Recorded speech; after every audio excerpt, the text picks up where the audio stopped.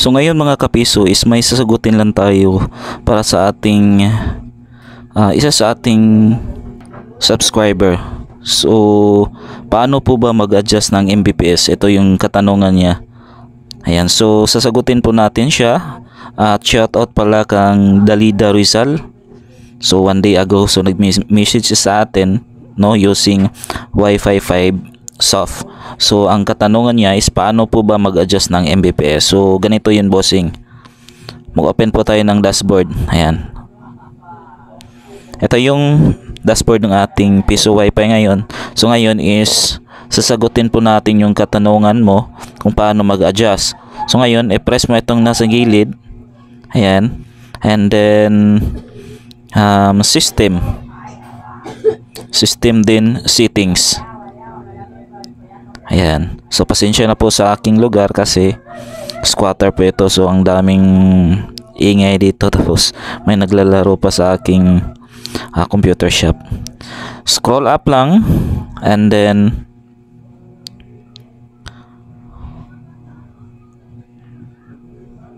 scroll up lang. And then once makikita niyo itong window list, may tatlo pong guhit dito banda.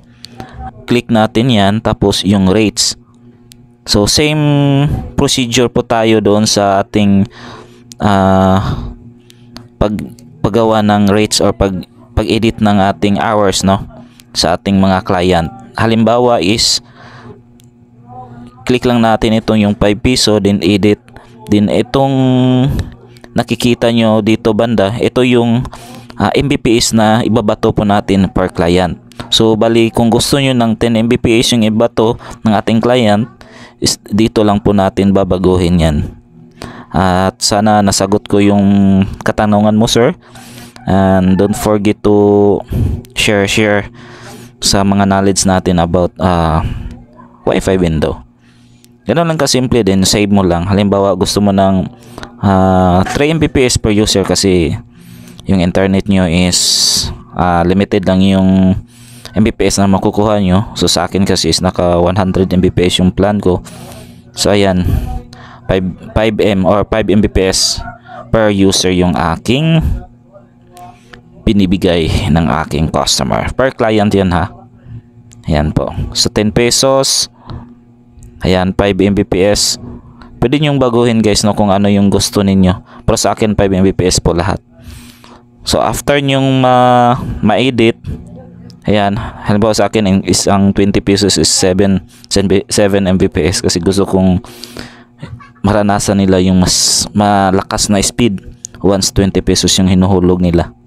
So depende lang yun sa inyo guys kung ano yung mga diskarte na gagawin ninyo. So ganun lang yun guys. At may isa pang katanungan dito na sasagutin natin. Ito, boss, Piso Wi-Fi ko po isang CP lang naguhulog tapos 10 peso lahat ng pass hours. Ano ba? 10 peso lahat ng pass hours na nakakonect. Nakaka-free sila ng 4 hours. So ibig sabihin nito sir, siguro sa kanyang access point ang may problema nito.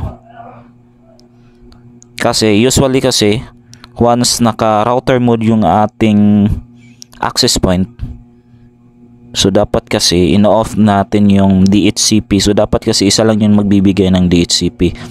So pag once yung ating AP access point is hindi naka-off yung DHCP, ito yung nagiging resulta. No, once may naguhulog ng isang customer tapos yung iba is connected naman sa ating Piso Wi-Fi, automatic na magbibigay po yun ng oras. Kasi naka-on yung DHCP. So mas maganda siguro ang gagawin mo sir, Sir Policar Pucabornay, no? 9482. So shout out sa iyo sir. Ang gagawin mo lang is dapat yung access point mo, kung naka-router man yung gamit mong indoor, so dapat naka-off yung DHCP. Kung yung mga outdoor naman na access point ang gamit mo, so dapat naka AP mode or access point mode. So reset nyo lang yun sir. No, kung halimbawa naka router mode po kayo, or off nyo lang yung inyong DHCP. Ayan, so shout out sa mga nag-comment at sana natugon ko yung mga pangangailangan nyo, boss. And thank you. So ganun lang.